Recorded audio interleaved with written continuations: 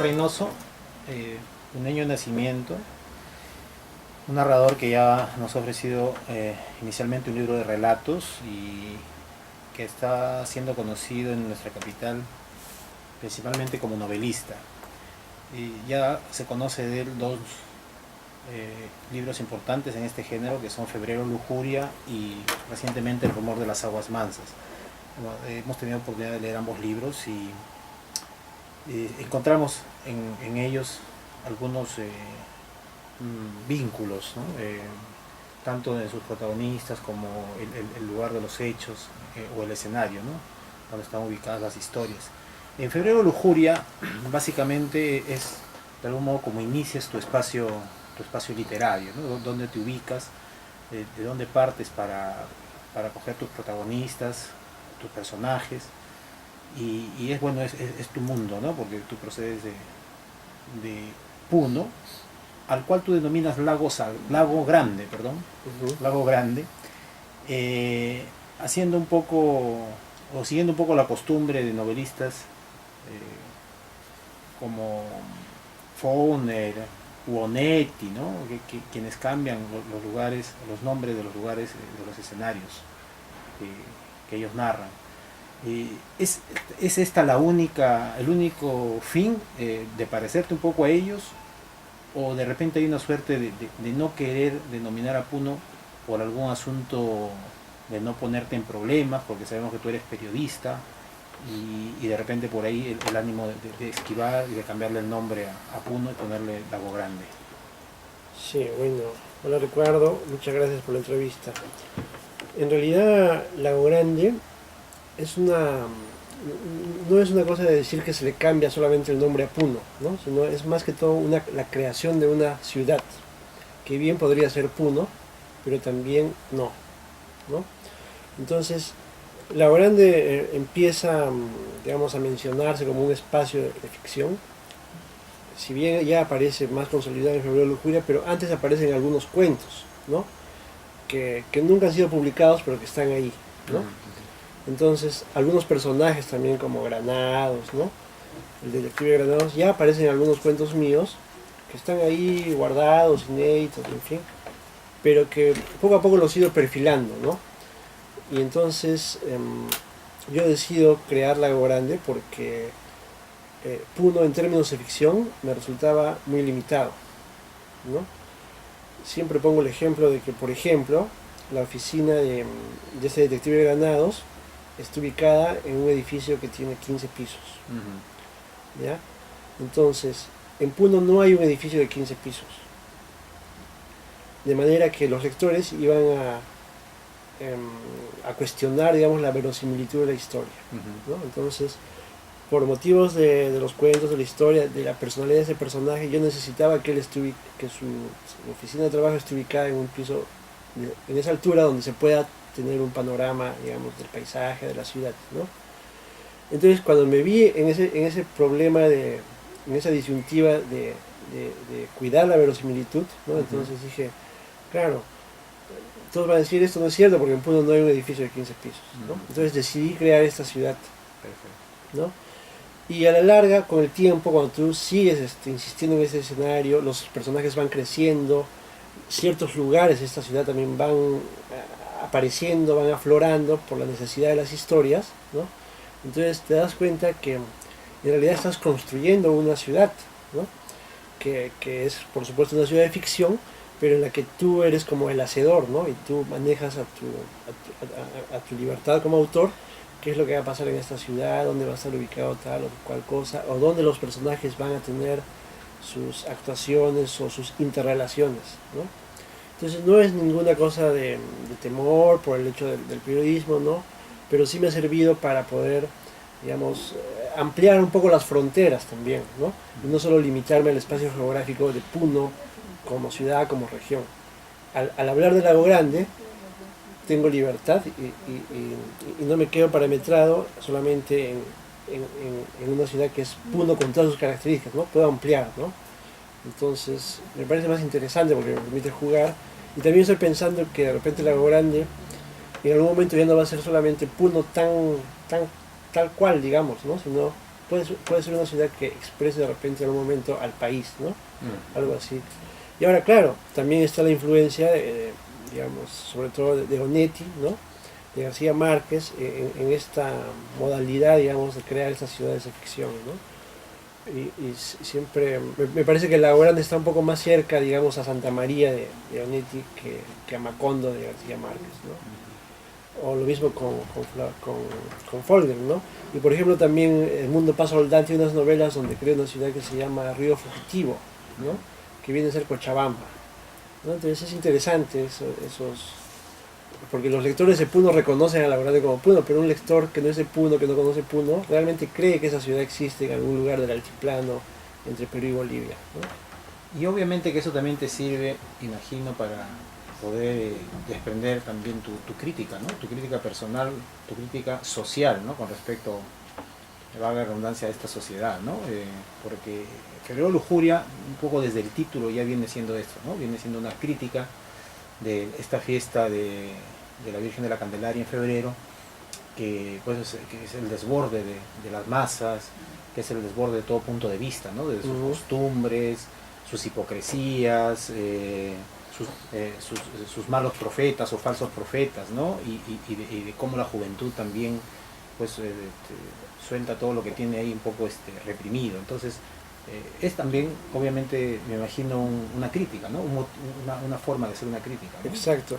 Y además que a mí en lo personal me interesa también a través de mis novelas plantear una crítica, digamos, a determinado momento de determinada época de la historia, ¿no? En este caso el altiplano, ¿no? O sea, no he escrito novelas, estas dos novelas no son complacientes, digamos, ¿no? Más bien trato de que los lectores puedan confrontarse al momento de leerlas con lo que plantea la novela, con las historias que se cuentan y con la realidad que tiene como contexto, ¿no? Entonces, eso probablemente sea por mi profesión de periodista, ¿no? El tuyo, pero sí me interesa eso, ¿no? O sea, no hacer una literatura complaciente, o digamos, superficial, ¿no? Sí me interesa escarbar un poco, ¿no? Meterme ahí y que eso sirva de confrontación con los lectores, ¿no? Y esta confrontación, ¿qué resultado ha tenido? Porque yo imagino que, así como tú sostienes una suerte de crítica social, también habrá habido una crítica en reverso, ¿no? Hacia tu trabajo, ¿no? ¿Cuál fue la respuesta de los lectores, principalmente allá, ¿no? En el lugar, en el escenario, ¿no? Donde se desarrollan los hechos? Claro, por ejemplo, con Febrero Lujuria sí hubo cierto sector de, entre comillas, conservador, que yo más llamaría cucufato, ¿no? De la iglesia, ¿no? Un poco más a ese libro, ¿no? Sí, que claro, decían que a través de la novela yo había exagerado, ¿no? Digamos, el marco de la fiesta, el marco en el que se desenvuelve la fiesta. Pero yo contestaba que yo en verdad tampoco he inventado nada, porque tú, seas o no lector de la novela, tú vas a la fiesta y vas a ver todo lo que se cuenta ahí, incluso de una manera más fuerte, más real, ¿no? Sino que es que siempre resulta curioso, ¿no? Cómo esta fiesta, esta devoción a la Virgen, se expresa pues en baile, en movimiento, todo lo que nos lleva a una cuestión de erotismo, de carne, y además de este elemento añadido que es la cerveza, ¿no?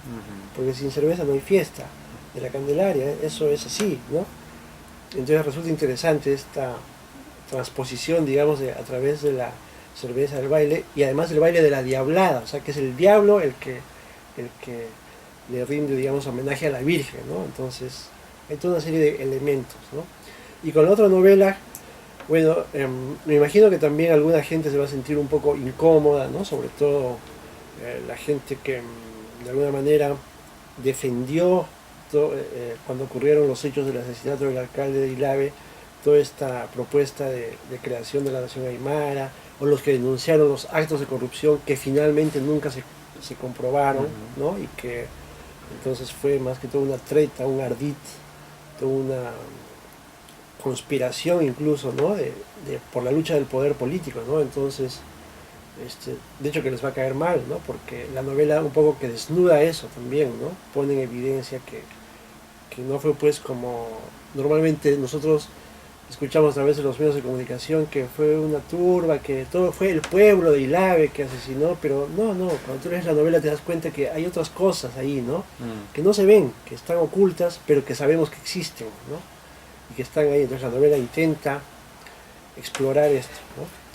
Y por ejemplo, ahora que he ido a Puno, también me cuentan que varios abogados y fiscales y jueces están leyendo la novela porque esperan encontrar ahí la resolución o los responsables, ¿no? Entonces a mí me da un poco de risa porque, claro, porque yo les digo, no, porque es una novela de ficción, ¿no? Entonces tienen que leerla como tal, ¿no? Pero bueno, igual es interesante como el libro igual también genera estas cosas, ¿no? Entonces... Claro, yo imagino que el equívoco surge de esta iniciativa tuya, pues, de trabajar la realidad como una ficción, ¿no? Finalmente, pues, está basado en la realidad. ¿Cómo has hecho este trabajo? Bueno, hay toda una tradición de novelas realistas o de novelas también trabajadas donde se ficcionaliza la realidad, ¿no? Y la tradición es larga, ¿no? Sobre todo en nuestro continente, ¿no? Pasando por muchos de nuestros autores, los principales en nuestro país, de repente, pues, o el principal Vargas Llosa, por ejemplo, ¿no? Tú, ¿cómo has hecho este trabajo? Porque yo siento que Febrero de Lujuria sí tiene más quizá de imaginación, porque los personajes son genéricos, pueden ser cualquiera, ¿no? Sin embargo, ya en El rumor de las aguas mansas hay un hecho real, un hecho específico, violento, ¿no?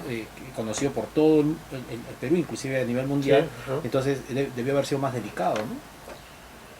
Sí, bueno. ¿Cuál es la historia un poco de la iniciativa de coger este tema? Lo que pasa es que el año 2004, cuando sucedió esto, yo trabajaba en la Defensoría del Pueblo, ¿no? Entonces, de alguna manera, hacía mis prácticas de periodismo, ¿no? Entonces, de alguna manera, estuve muy cerca de esos hechos, ¿no? Y siempre, como fue un hecho tan fuerte, tan violento, tan chocante, ¿no? Que de un momento a otro cambia todo un contexto social, primero en una región y después a nivel nacional, ¿no? Porque, como siempre sucede, mientras que no haya un muerto o enfrentamientos, las autoridades del gobierno central, nacional, llámese Lima, no hacen caso, no atienden, ¿no? Lo que ocurre hasta ahora. Claro, y eso pasa hasta ahora, con todo orden, con todo tipo de conflicto social, ¿no? Entonces, en aquella oportunidad lo mismo, ¿no? Entonces, fue un hecho tan fuerte que remeció, digamos, toda el escenario político, porque recordemos que a raíz de eso sale un ministro, ¿no? Rospigliosi, ¿no? Y bueno, entonces yo dije, ¿no? En algún momento voy a escribir algo sobre esto, ¿no? Sería interesante plantearse ese reto de plantear escribir una novela o plantear una ficción que pueda dar cuenta de este hecho, ¿no? Y así es como empieza la iniciativa al comienzo, y luego ya pues tú vas, en el mismo proceso creativo vas descubriendo una serie y vas preguntándote también cómo contar esta historia, ¿no? Entonces, por eso es que la novela no solo es la historia del asesinato del alcalde, sino hay una historia también de amor, de pasión entre dos personajes, ¿no? Que más bien es en la historia de ellos que se involucra esta otra historia del asesinato, ¿no? Porque yo necesitaba hacer dos historias paralelas para poder ir, digamos, confrontando, y tampoco para que no termine siendo una especie de crónica periodística, ¿no? Porque había que construir una trama, había que construir personajes que pudieran ser externos también a esto y en otro tiempo, ¿no? Para que aborden y tengan una mirada, ¿no? Pero que al mismo tiempo estén también involucrados en eso, ¿no? Entonces, así es la construcción. Ahora, por supuesto que también yo he investigado algunas cosas, he entrevistado a algunas personas, he ido a Ilave muchas veces, ¿no? He hecho el recorrido de, por ejemplo, cuando sacan al alcalde de su casa y lo llevan por la ciudad, y después ya está el cadáver en el puente, ¿no? Entonces, digamos, como que he tratado de sentirme yo ahí mismo, ¿no? De poder imaginar lo que él sintió en esos momentos. Y no solo él, sino también los que lo atacaban, y también los que estaban a 40 kilómetros, es decir, su familia, ¿no? Entonces, es como a través de la literatura buscar esa empatía en esas personas, ¿no? Preguntarse qué sintieron, cómo se sintieron. Y eso es lo que he tratado de plasmar, digamos, en esta segunda parte de la novela, que también han dicho que es, digamos, la más intensa, la más dramática de repente, ¿no? Ahora, has hecho ese trabajo de investigación como periodista, porque eres periodista, y también pones a periodistas como protagonistas de tus libros, ¿no? Está Núñez en ambos libros, ¿no? Periodista y poeta, y está Bruno Giraldo también, que es colega de Núñez, pero que bueno, que en esta novela está desarrollando una historia paralela, como decías tú, una historia de amor, ¿no es cierto? Y obviamente la pregunta cae por su propio peso: ¿cuánto de estos periodistas, porque por ejemplo Núñez da unas sentencias interesantes, ¿no? en determinados momentos del libro, ¿no? Con respecto al periodismo, ¿cuánto de esas sentencias, de esos pensamientos, de aquellas reflexiones de estos periodistas son parte de ti, son tuyas, son propias? Sí, bueno, yo no sabría decir cuánto, ¿no? Pero sí sé que no solo ellos dos, sino en general todos los personajes siempre absorben algo del autor, ¿no? O tú como autor a cada uno de los personajes siempre le pones algo de ti, ¿no? Porque, claro, es como que tú te conoces a ti mismo también, pero necesitas que esos personajes también tengan una personalidad, un perfil bastante verosímil, bastante bien construido, ¿no? Entonces, independiente, ¿no? Claro, es como que te despojas un poco de ti mismo para darles a ellos, ¿no? Claro, no recuerdo quién, pero siempre decía, escribir una novela es como desnudarse ante el público, ¿no? Ante los lectores, ¿no? Y es cierto, ¿no? Ahora, claro, la gente que te conoce más, que está más en tu entorno, puede reconocer algunos rasgos más fácilmente que otros, ¿no? Pero eso es como que al final independiente, porque la novela es la novela, ¿no? Y la novela se sustenta por su lectura y por la impresión que te suscita, más allá de que ese personaje tenga un reflejo del autor o no, ¿no? Y yo diría que no solo he hecho una investigación periodística, de repente no he hecho una investigación periodística, sino una investigación novelística, si es que se puede llamar así, ¿no? Bueno, pero porque todo eso siempre estaba enfocado a que el efecto sea lograr páginas para la novela. Claro, sino, ¿no? Que yo me refería a que te ha servido la profesión periodística. Eso sí, claro, exacto. Sí. Bien, y hay otra cosa interesante, ya empiezas a configurar, volviendo a lo que hablábamos al principio del tema de Lago Grande, así como empiezas a configurar ya Lago Grande con algunos de sus lugares típicos, por ejemplo como bar rockeros, ¿no? También algunos personajes, ¿no? Solamente está Núñez, también está Charlie Fletcher, por ejemplo, ¿no? El armador de rompecabezas, el loco Montalbán, también, que aparece en ambos libros. Estás también sobre esta base intentando hacer una suerte de secuela, de seguidilla, de serie, de novelística. ¿Cuál es tu intención? Yo creo que lo que pretendo es crear un mundo, que es el mundo de Lago Grande, ¿no? Este mundo involucra a la ciudad, por supuesto, Lago Grande, pero también todos estos personajes que se mueven en ella, ¿no? Ya reconocibles en todo. Ya reconocibles y que además todavía aguardan, digamos, mayores historias, ¿no? Por ejemplo, Charlie Fletcher, ¿no? Y Granados, que son dos personas que siempre están ahí, pero que, por ejemplo, recién a Charlie Fletcher, a través de un cuento, ya le he dado todo el perfil, toda su historia, porque eso lo sabemos que es el mejor armador de rompecabezas de Lago Grande, ¿no? Que ha ganado concursos, en fin, y todo. Pero él tiene toda una historia detrás de sí, ¿no? Y también para el futuro. Entonces, estos personajes todavía guardan historias que las estoy desarrollando ahora a través de algunos cuentos, ¿no? De manera que también pretendo de que con los cuentos y con las novelas, este Lago Grande, ¿no? Esta ciudad, esta creación termine siendo, o sea, verosímil, creíble, y que los lectores puedan, digamos, entrar a ese microcosmos, ¿no? De lo que es Lago Grande. Pero, claro, eso no se logra así fácil, ¿no? Hay que escribir más también, ¿no? Ir creando más escenarios, más interrelaciones entre vasos comunicantes entre los personajes, los libros, ¿no?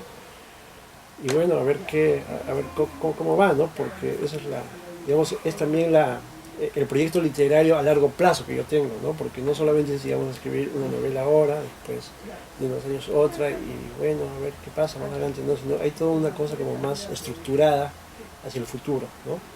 Que van a ir sumando con el fin de que Lago Grande sea más real, finalmente, ¿no? Ahora, ¿cómo ha sido tu educación ya artística? yo veo que en el rumor de las aguas mansas hay ya una madurez, ¿no? Hay un trabajo más serio de manejo de técnicas, ¿no? El lenguaje también de los personajes es más convincente, más verosímil. Y entre la técnica pues está, ¿no? Hay racontos, hay historias paralelas, los vasos comunicantes como decías tú, ¿no? Ese tipo de trabajo técnico tan delicado tiene una preparación particular de la cual puedes decir algo, o si tú eres autodidacta. Sí, bueno, es autodidacta, pero sobre todo es el acto de leer y escribir, ¿no? O sea, y de corregir, ¿no? Porque, claro, tú escribes una cosa, pero después te das cuenta que eso puede ir de otra forma y empiezas a corregir, o finalmente la cambias totalmente porque la historia va por otro lado, o necesitas adecuar cierta cosa, ¿no? Entonces, es sobre todo la insistencia, ¿no? Pero de la lectura y de la escritura, porque me parece que es así, ¿no? O sea, no hay, digamos, tampoco se puede decir que hay una fórmula para escribir una novela, ¿no? O sea, porque también eso de alguna manera te limitaría, ¿no?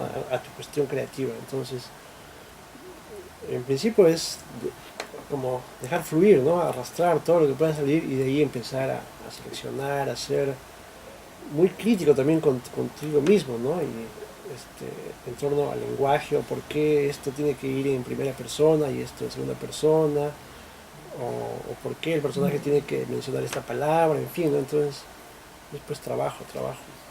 ¿Y tú tienes la costumbre de algunos escritores de entregarle el libro a alguien para que te dé una opinión, para que te ayude a mejorar? ¿Hay un poco de esta costumbre? Claro, ¿No? pues sí, por supuesto, porque a veces uno está tan metido en la historia que no se da cuenta de ciertos detalles que para otros ojos resultan obvios, ¿no? No eres tan celoso como unos que Sí. que no. No, más bien, al contrario, qué mejor, ¿no? Uh-huh. Darle a personas que sabes que te pueden dar una buena opinión, porque también, digamos, tienen una lectura importante de novelas, ¿no?